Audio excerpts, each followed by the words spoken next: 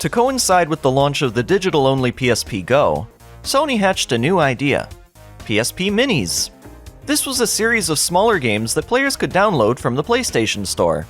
They're similar to what you'd find on mobile phones of the time. In fact, several of these were brought over from that market. Minis served as a cheap alternative to retail PSP games, which would usually take up a lot of memory card space. These memory cards were pretty expensive at the time, especially the M2 card for the PSP Go. Thankfully, the Go has internal storage, 16 gigabytes worth, so whether you needed to expand past that or not was up to you. The Minis would cost you at or less than $10 a piece, weighing in at less than 100 megabytes each in size. As if reflective of the price point, there aren't too many big names here. PSP Minis were often made by smaller indie studios, but there are a few big names here, like Pac-Man for example. In late December 2009, Sony updated the PlayStation 3 to include a PSP emulator, which was capable of playing the Minis. This was to introduce cross-buy, so that you could purchase the game on one system and play it on either. There are just short of 300 PSP Minis available. Today I'll be looking at about 20 of them. I'm recording straight from my PSP Go, as it seems only fitting for this subject. So get ready for some nostalgic, low-resolution video quality. Maybe I should have used my PS Vita instead. JellyCar 2. The JellyCar series was created by Tim Ritz-Randolph, who was the previous VP of Creative Games Design at Disney. In JellyCar, you direct your bouncy, unstable car to a goal in a world full of abstract shapes and goofy mouth sounds. You can expand your car at any time to make greater heights and jumps on command. Be careful though. Enough crazy shenanigans might end up breaking the car. There's a level editor here for creating your own maps, and a customization tool to make the car look and perform differently. JellyCar 2 is a lot of fun, though do consider it does have pretty long load times.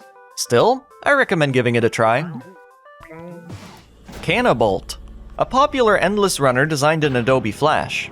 It's known for popularizing the endless runner genre, before mega hits like Temple Run were a thing. You'll jump from buildings, dodge suitcases, and giant pieces of robot gore from the apocalyptic events going on behind you. The map is procedurally generated, so each experience is unique, though most of my runs played out similarly. Fun for some minutes if you're interested. Mighty Flip Champs DX. Yeah, I didn't even need to see that WayForward logo. This art style is distinctly them. Now I'm finding out that this was originally a DSiWare game, which was created as a test to see how a new Shantae sequel might perform. And that eventually became Shantae Risky's Revenge, which really jump-started the series after the poor sales of their Game Boy Color game. Anyways, this is a 2D puzzle platformer where you'll swap between a number of available screens. It's a bit confusing at first. The left screen is your active playfield, with the right screen being your next available landscape. Consider the differences in geometry in order to navigate to your froggy friend at the end. It's a fascinating concept, though I imagine it's better on the Nintendo DS with its 2 screens. Days of Thunder, a 90s movie adapted to a 2011 video game, then turned into a PSP Mini. It's a stock car racer with a rocking soundtrack and clunky physics. Days of Thunder is an easy game, at least at first. You have to beat circuits one by one to unlock them, but I can't imagine it ever gets too difficult since your only controls are to accelerate, turn, and brake. Still, I found this to be a charming little game. Jetpack Joyride. This is another endless runner. What makes this one unique is your stolen jetpack, which flies by firing bullets, or jet fuel, depending on whether you select the traditional jetpack. Collectibles are a big aspect of Jetpack Joyride, which you can buy with coins that you've grabbed during your escape. On other platforms, this game is plagued by microtransactions, so it's nice to see a version of it that isn't desperate to steal your money.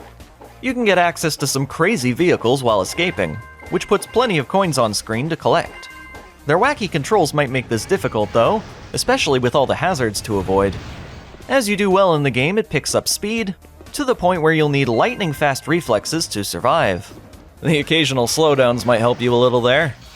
If you've never played this classic game before, the PSP Mini version ain't bad. Check it out. Tiny Hawk. You've got a good selection of short levels to complete, in which the player will try their best to collect soda cans while riding a skateboard to the goal flag. You can grind rails and bounce off walls, which is somehow very satisfying. I think a lot of this game's charms come from the simple graphics and sound.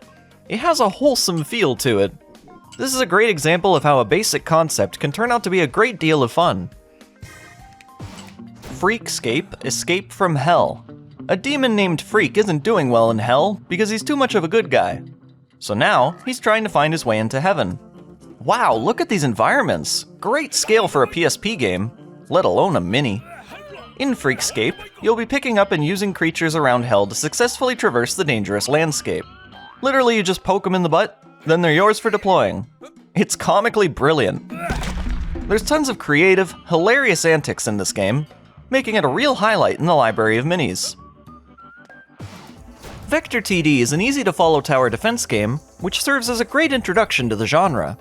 As is typical for tower defense, you'll be building towers along a path to prevent the enemy from making it to the goal. In your building menu, you can erect towers that shoot lasers, rockets, plasma, and so forth. Each tower can be individually upgraded for extra power and range. The first level of Vector takes around half an hour to finish. With how basic of a tower defense game this is, its length tends to overstay its welcome a little. Still worthy of checking out, though. Edge is an abstract puzzle platformer with a unique presentation. The goal of the game is to collect cubes, then head to the finish without falling off the track. Level design is creative, often requiring the player to activate switches in order to change the landscape. I love that there's a seconds counter that deploys after the player suspends themselves in a tilt. It was always fun to see how long I could hold this for. Edge eventually made its way to Steam, so for a modern approach, you could use your Steam Deck and pretend it's a PSP. Mr. Karoshi. This is another 2D puzzle platformer, but uniquely, the objective is for the player to kill himself. Don't worry, he just hates his job. The puzzles are ingenuitive, often requiring you to stop and think. It's one of those games where you might have to search for a walkthrough, only to find that the solution was quite simple all along. I can't think of much to say about this one, but I strongly recommend it if you're into Sokoban-style games. N.O.V.A. This is a first-person shooter which takes heavy inspiration from the Halo series, from the Cortana knockoff to the enemy types and weapons, because that is totally the M6G Magnum. One thing N.O.V.A. will always have going for it in comparison is the fantastic dialogue and voice acting. You'll need to come with us. Yeah, been a while since you discharged me too. Think I'll finish my drink. You don't mind. Sorry, Captain. We're not asking. Or not. Combat's surprisingly punchy for a PSP game. I enjoyed freezing enemies then blasting them in the face with my shotgun. I remember this game being quite noteworthy in its time, and I can see why. Graphics, sound, and gameplay are all very well done considering the system's limitations. Even the story, as poorly presented as it may be, still manages to be at least interesting. While the quality of this game is all over the place, its biggest issue is performance. Constant stutters and lag almost kill this one, but it's still playable enough, I guess. If you're looking for an FPS to play on your PSP, definitely try this. There aren't that many to choose from otherwise, probably because controlling the camera with your face buttons is less than ideal, but it works nonetheless. Bloons. You're probably familiar with the tower defense games. Well, this is the original. Your objective is simple. Use the monkey's darts to pop the target number of balloons on a stage.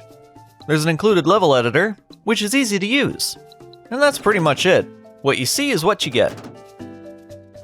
Bloons TD. Yep, their tower defense game is also on PSP.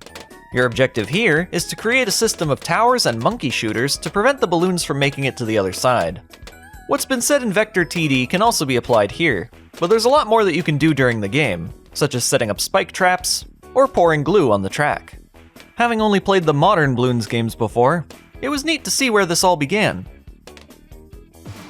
Monsters, probably, stole my princess.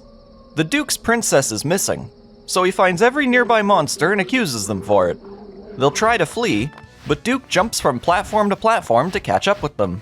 If he lands on 10 ascending platforms without any duplicates, he'll get a combo. Double jump into the monster 3 times to end their escape. And that's the game, really. This repeats 5 times, then it's over. Finished it in one sitting. Should you continue playing, you can unlock bonuses that contribute to the story. This has a real Newgrounds feel to it, tons of personality and charm. Really fun, too. Cubixx. If you've ever played the arcade game Qix, then you know what to expect here. Draw a line across the board to eliminate chunks one by one. Be careful not to get hit by the energy inside, else you'll lose a life. This time, the playfield is an entire cube instead of a single board.